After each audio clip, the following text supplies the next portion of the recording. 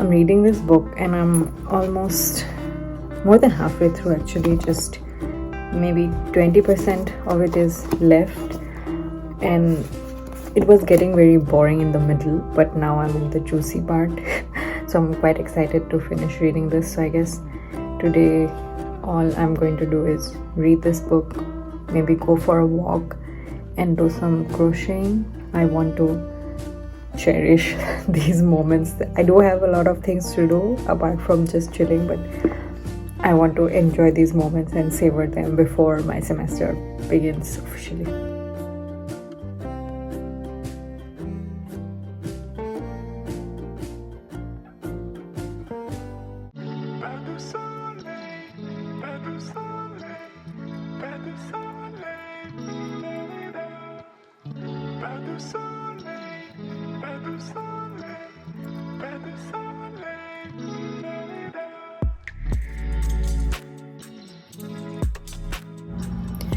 So I finished the book.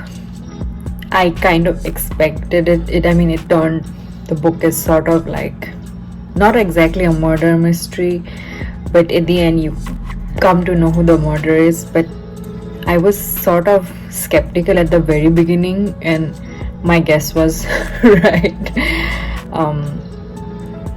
So it's not, it won a Booker, so it's a well-written book, but I felt in parts that it was very stretchy and long. It didn't need to be that long. I finished it quite quickly actually, also because I was rushing it. I just wanted to get to the end. I think that's what happens with me, especially with books like these, where there is sort of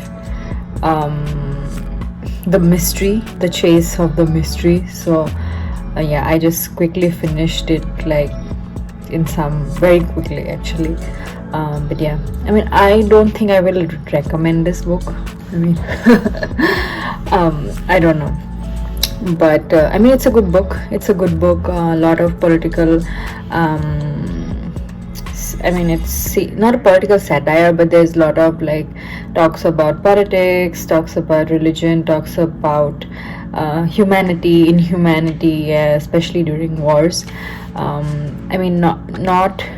You expect the things that happen in a war zone, especially books about wars. So deaths, murders, mass murders, these are quite common in books about wars. So nothing out of the blue, but the perspective of the book was a little different. Maybe I can recommend it to people who are interested in reading about, specifically reading about the Sri Lankan Civil War. Of course, this is fiction and not factual. It's historical fiction, is it? So that's my take on the book. I have not read anything else by the same author. Maybe I should give them a shot too and see the author's perspective. This was a quick read. It was a little dull in the middle, but it is interesting. You sort of get into a chase that you want to know what happens next, how they uncover the mystery murder, or that's what I don't want to give out any spoilers, but my guess was correct.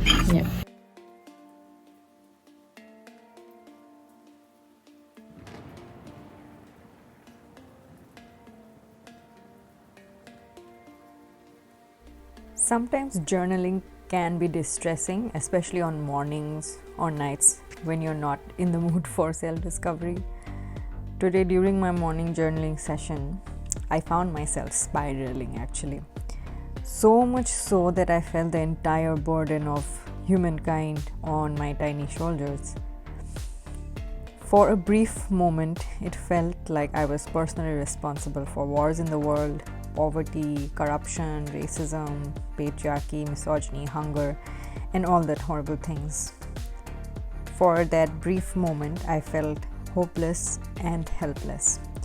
I don't know if I have the answers to my own confused questions. Some mornings my existential dreads become more real and I feel more helpless. How is my work helping someone better their life? But maybe it is futile existence. I don't know. Some days it is just difficult to see the light at the end of the tunnel. But it's funny how the other half of my brain will instantly have a counter argument ready. Sometimes it feels like I exist in different fragments.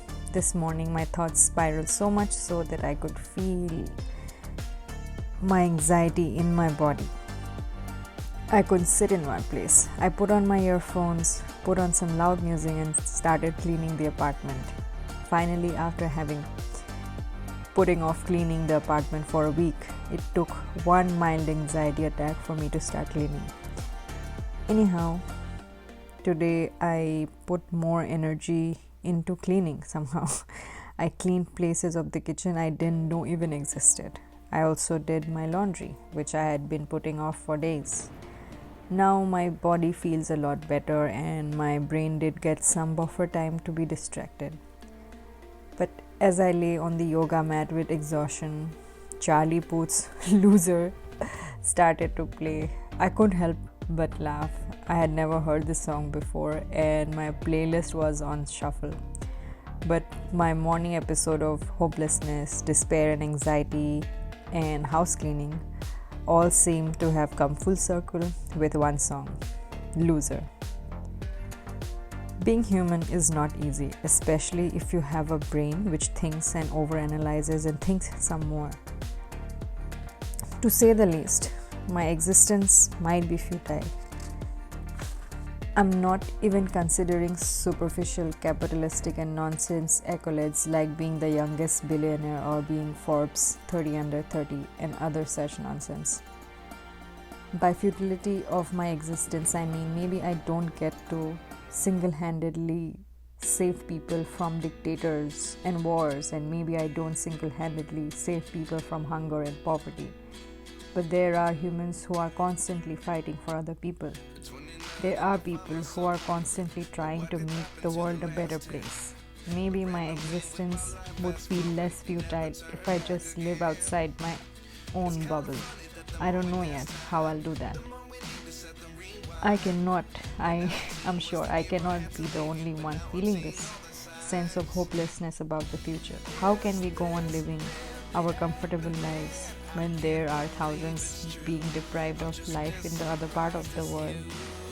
I don't have any answers and my questions feel rather useless now. And yet I go about my day doing human activities, feeling human emotions in all its range and accepting human despair. But maybe I still have not accepted despair fully because I still question things in life and don't even know if we are ever meant to have answers to our questions. We just go on living our troubled lives with questions that might never be answered. I wish, like thousands of those how-to blogs on WikiHow, there were answers to my questions of hopelessness.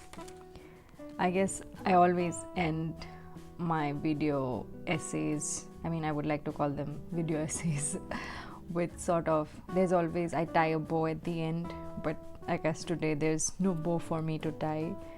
I don't think I have any resolution for what I'm feeling today, and I don't think I should maybe have a resolution.